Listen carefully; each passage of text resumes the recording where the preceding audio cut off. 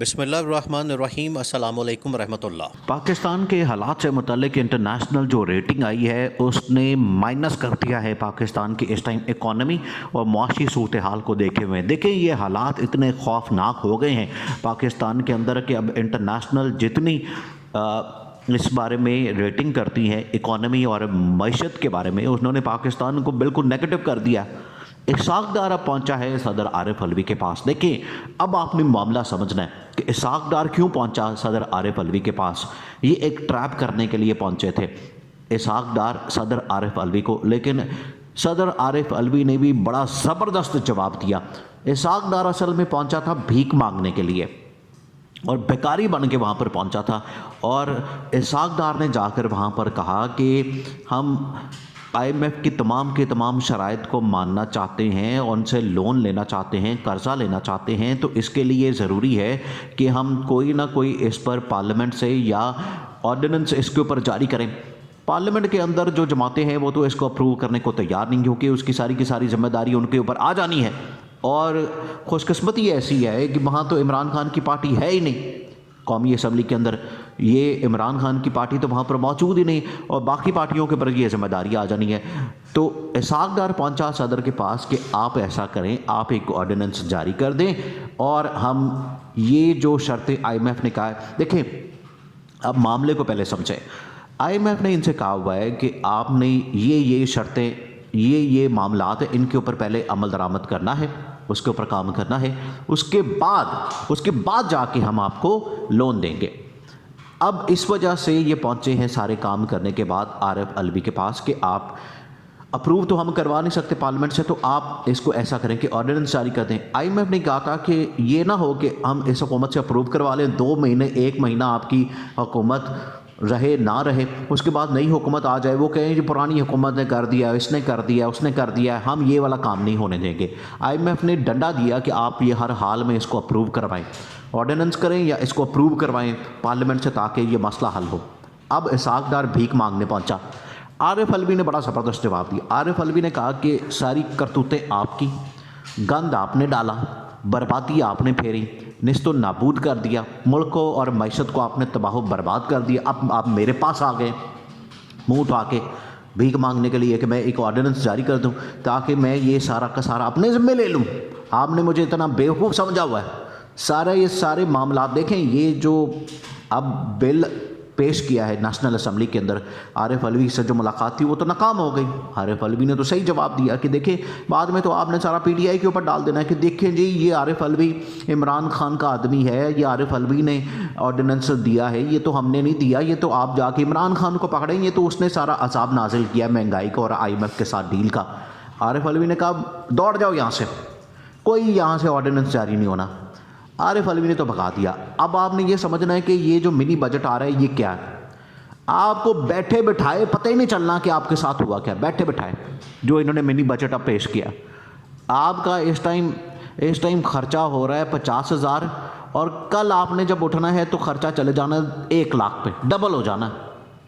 اور آپ کی انکم جو ہے وہ 50,000 ہی رہنی۔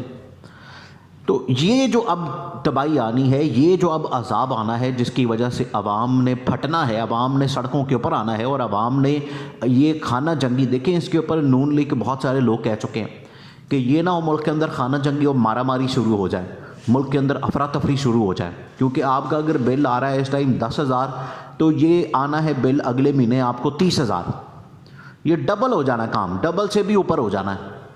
اتنے زیادہ انہوں نے حالات، ہر چیز کے اوپر انہوں نے ٹیکس لگا دیا ہے جو منی بجٹ اب پیش کیا، کیونکہ یہ آئی ایم ایف کے ساتھ ڈیل کرنے کے لیے ان لوگوں کو کرنا تھا، بڑا ضروری تھا۔ اگر یہ نہیں کرتے تو اس سے کیا ہونا تھا، آئی ایم ایف نے ان کو قرضہ نہیں دینا تھا، تو یہ پہلے ڈیفالٹ کے اوپر انٹرنیشنل جو ریٹنگ ایجنسیز ہیں انہوں نے تو کہہ دیا، انہوں نے ڈکلیئر کر دیا ہے کہ پاکستان اس ٹائم ڈیفالٹ کر گیا۔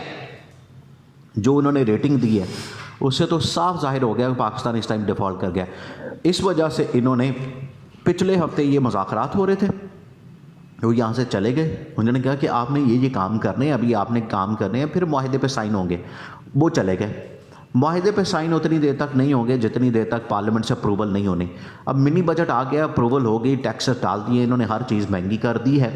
اب یہ جائیں گے اپنا سارا پیپر ورک لے کے IMF کے پاس کہ دیکھیں جی ہم نے سارے ٹیکسز لگا دیے، ہم نے گیس مہنگی کر دی، بجلی مہنگی کر دی، ہم نے پیٹرول مہنگا کر دیا، اب پیٹرول مہنگا ہونے جا رہا ہے، ابھی یہ 300 پہ جانا ہے، ڈالر بھی 300 پہ جانا ہے، سب کچھ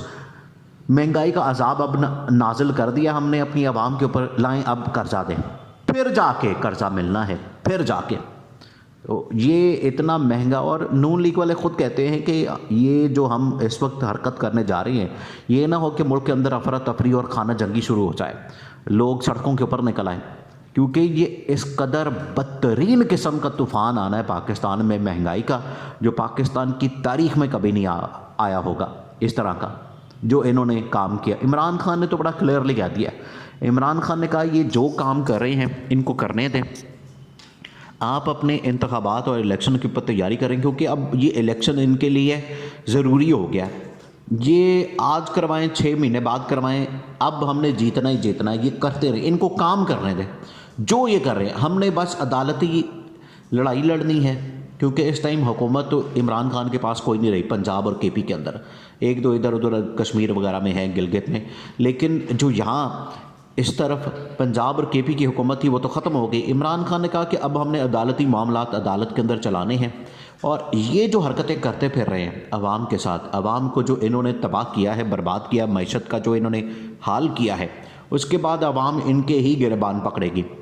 یہ آپ اس بات کو ذہن میں رکھیے گا۔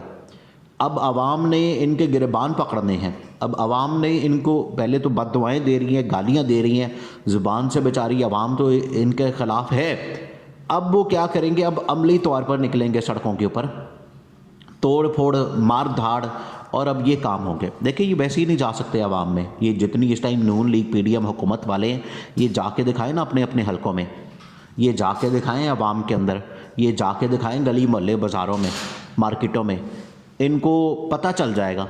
کہ ان کی اوقات کیا، ان کی حیثیت کیا ہے، جو یہ مہنگائی کی وجہ سے ان لوگوں نے تباہی پھیری ہے۔ اب یہ اسحاق ڈار پہنچا تھا بھیک مانگنے کے لیے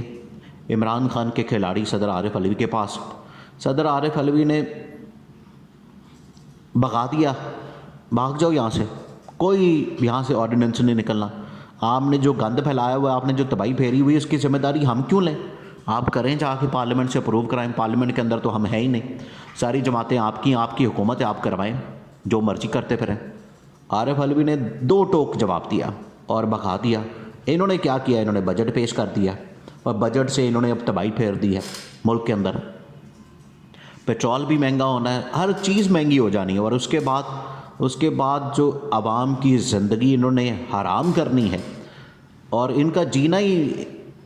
حرام کر دینا ہے، عوام کا جینا حرام کر دیا ہے، اب یہ ان کے ساری چیزیں گلے پڑے گی۔